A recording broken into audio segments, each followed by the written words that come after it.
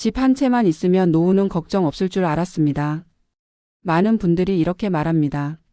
실제로 지금 은퇴를 앞둔 세대 중 절반 이상이 내 집이 있으니 괜찮다고 생각하며 회사를 떠납니다.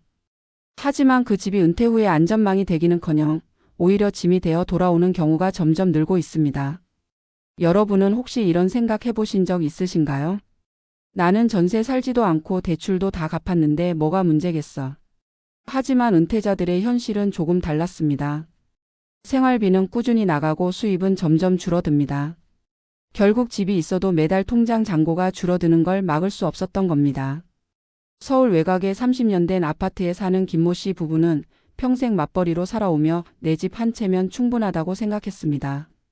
남편은 공기업 퇴직자, 아내는 교직원 출신. 둘이 합쳐 4억 원의 퇴직금을 받았고 국민연금으로 매달 약 250만 원을 수령합니다. 하지만 막상 퇴직 후 첫 1년 그들은 충격을 받았습니다. 아파트 관리비, 각종 세금, 보험료, 생활비, 경조사비까지 모두 합치니 매달 350만 원이 필요했습니다. 연금으로 250만 원이 들어와도 매달 100만 원씩 적자가 나는 구조였습니다.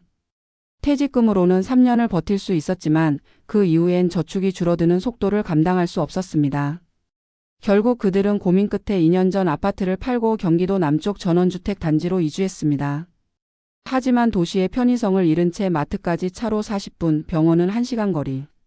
생활비는 줄었지만 외로움과 불편함이 새로 찾아왔습니다. 김 씨는 이렇게 말했습니다. 집 한 채면 됐다 생각했는데 그 집이 나를 지켜주는 게 아니라 가두고 있더라고요.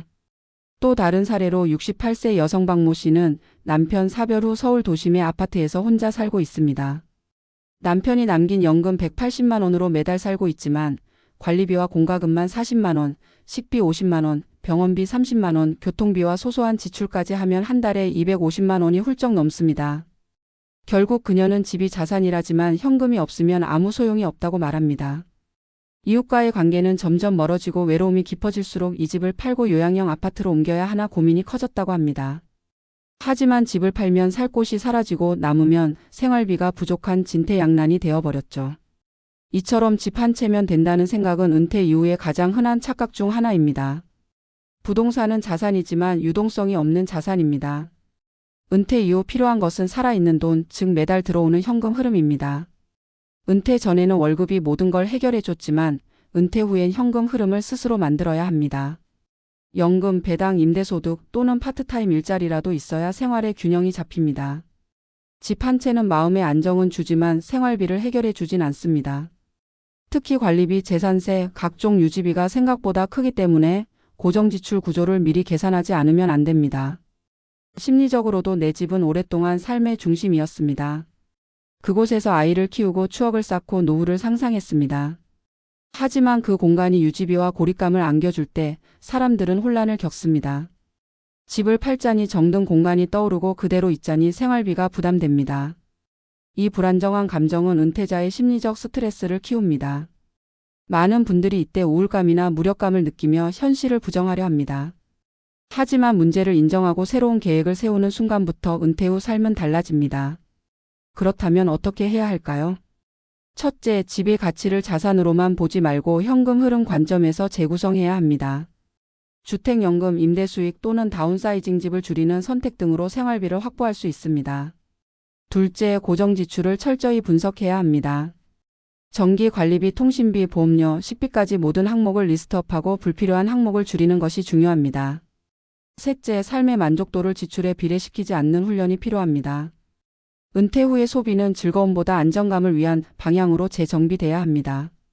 넷째, 심리적 연결을 유지하는 것이 중요합니다. 은퇴 후 고립은 금전적 문제보다 더 큰 위험입니다. 마을 커뮤니티, 복지관, 소규모 동호회라도 좋습니다. 관계를 유지해야 정신적 버팀목이 생깁니다. 결국 집 한 채는 안전망이 아니라 선택지 중 하나일 뿐입니다. 집보다 더 중요한 건 그 집에서 어떻게 살아갈 것인가입니다. 현금 흐름이 있어야 안정이 오고 관계가 있어야 외로움이 줄며 계획이 있어야 불안이 사라집니다. 많은 분들이 말합니다. 은퇴 후에야 진짜 돈의 의미를 알았다고. 그 말은 결국 이렇게 해석됩니다. 가진 집이 아니라 지켜주는 생활비가 진짜 자산이다. 이제는 집이 있는 사람이 아니라 살아갈 수 있는 사람으로 은퇴를 준비해야 할 때입니다. 오늘 이야기가 누군가에게는 불편하게 들릴 수 있습니다. 하지만 불편한 진실을 마주해야 비로소 현실적인 노후가 시작됩니다. 당신의 은퇴가 더 이상 집 한 채의 착각이 아니라 현금 흐름의 안정으로 이어지길 바랍니다. 지금까지 은퇴 실험실이었습니다. 집 한 채면 충분할 거라 믿은 세대들이 은퇴 후 마주한 현실은 생각보다 복잡하다. 자산의 절반 이상을 부동산에 묶어둔 채 현금 흐름이 막히자 삶의 균형이 무너졌다. 서울에서 30년 직장 생활을 마치고 퇴직한 김 씨는 평생의 목표였던 내 집 마련을 완성했지만 퇴직 후 몇 달이 지나지 않아 그 집이 오히려 부담으로 다가왔다고 털어놓았다. 관리비 고지서가 매달 날아오고 재산세, 종부세, 주택보험료까지 빠져나가면서 그가 느낀 건 내 집의 안락함이 아니라 내 집의 비용이었다. 연금으로 들어오는 250만 원으로는 생활비와 의료비를 감당하기 어려웠고 결국 매달 적자가 쌓였다. 그가 말한 가장 큰 착각은 집이 있으니 걱정 없다는 믿음이었다. 집은 분명 자산이지만 현금으로 바꾸지 못하면 생활에 아무 도움이 되지 않는다는 걸 은퇴 후에야 깨달았다고 했다. 한때는 내 집 한 채 있으면 노후는 안정적일 거야라고 서로를 위로하던 세대였다. 그러나 지금은 그 한 채가 유동성의 사각지대가 되어버렸다. 부동산 가격이 아무리 올라 있어도 그 가치가 통장에 들어오지 않으면 의미가 없다. 은퇴 후 삶을 유지하는 건 가격표가 아니라 흐름이다. 국민연금과 개인연금이 일정하지 않거나 부부 중 한쪽의 건강이 나빠지면 지출은 곧바로 폭발한다. 병원비, 약값, 간병비는 집값과 무관하게 매달 현실로 다가온다. 그렇게 가치로 쌓은 부동산은 현금의 부족을 해결해 주지 못한다. 이때 많은 이들이 선택하는 방법이 다운사이징이다. 큰 집을 팔고 작은 집으로 옮기거나 도시에서 교외로 이주해 생활비를 낮추려 한다. 하지만 이 과정은 생각만큼 단순하지 않다. 집을 팔고 이사하는 순간 익숙한 이웃과 환경을 잃는다. 도시의 편의성은 곧바로 사라지고 병원과 마트, 대중교통이 불편해진다. 서울 외곽으로 옮긴 60대 부부는 한 달 식비를 절반으로 줄였지만 병원 진료를 위해 하루를 통째로 비워야 했다. 생활비는 조금 줄었지만 삶의 질은 확실히 떨어졌다. 외로움은 예상치 못한 지출보다 더 깊은 상처로 다가왔다고 그들은 말했다. 결국 핵심은 집이 아니라 흐름이다. 은퇴 후 필요한 건 자산의 크기가 아니라 현금이 들어오는 주기다. 월급이 끊기면 모든 계산이 새로 시작된다. 그동안 고정 지출이라 생각하지 않았던 것들이 현실로 다가온다. 전기료, 수도료, 통신비, 각종 구독 서비스, 차량 유지비, 보험료, 경조사비. 그중 어느 하나도 쉽게 줄일 수 없다. 소비 구조가 그대로인데 수입만 줄어드니 매달 통장 잔고가 빠르게 줄어든다. 그제야 사람들은 지출의 관리가 아니라 생활의 구조 자체를 다시 설계해야 한다는 걸 깨닫는다.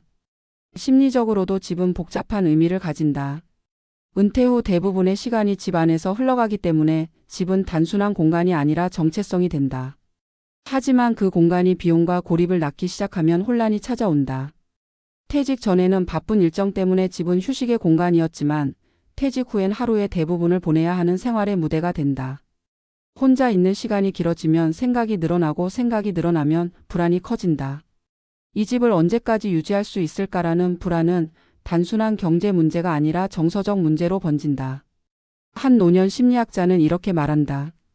은퇴 후의 불안은 돈의 부족이 아니라 통제력의 상실에서 온다. 즉, 돈이 아니라 내가 내 삶을 조절할 수 있다는 감각이 무너질 때 불안이 찾아온다는 것이다. 집을 팔아야 하나 버텨야 하나 이 결정 하나조차 쉽게 내릴 수 없는 이유가 바로 그 통제력의 상실이다. 이런 상황에서 필요한 건 숫자의 계산이 아니라 삶의 전략이다. 전문가들은 세 가지 방향을 제시한다. 첫째, 자산을 현금 흐름 중심으로 재편하라는 것이다. 부동산 비중이 지나치게 높다면 일부를 유동화해 안정적인 수입원을 확보해야 한다. 주택연금, 임대수익, 배당형 자산 등으로의 전환이 대표적이다. 둘째, 지출을 줄이되 삶의 만족도를 유지할 수 있는 구조를 찾아야 한다. 소비를 억제하는 것이 아니라 비용을 재배치하는 것이다. 여가, 여행, 취미 같은 심리적 만족 영역을 모두 없애버리면 삶이 텅 비어버린다. 지출의 목적을 생존에서 균형으로 옮겨야 한다. 셋째, 관계를 유지해야 한다. 은퇴 후 돈보다 빠르게 사라지는 것은 관계다. 이웃, 친구, 사회적 연결이 끊어지면 마음의 불안은 더 커진다. 결국 사람은 돈으로 사는 존재가 아니라 관계 속에서 살아가는 존재이기 때문이다. 경제적 관점에서 보면 은퇴 후의 진짜 자산은 집이 아니라 유동성이다. 심리적 관점에서 보면 진짜 자산은 관계이고 철학적 관점에서 보면 진짜 자산은 의미다. 이 세 가지가 함께 존재할 때 비로소 은퇴 후의 안정이 완성된다. 집 한 채로 상징되던 부의 개념은 이제 흐름과 연결, 의미로 옮겨가야 한다. 그 변화에 적응하지 못하면 집은 단지 콘크리트 덩어리에 불과하다. 은퇴 후 삶은 결국 계산의 문제가 아니라 해석의 문제다. 같은 집을 두고도 누군가는 불안을 느끼고 누군가는 안정을 느낀다. 차이는 이 집이 나를 지켜주는가 아니면 내가 이 집을 지키는가에 있다. 전자는 평안이고 후자는 부담이다. 김 씨 부부가 결국 선택한 건 집을 줄이는 대신 삶을 가볍게 하는 것이었다. 그들은 이렇게 말했다. 우린 집을 잃은 게 아니라 자유를 되찾은 거예요.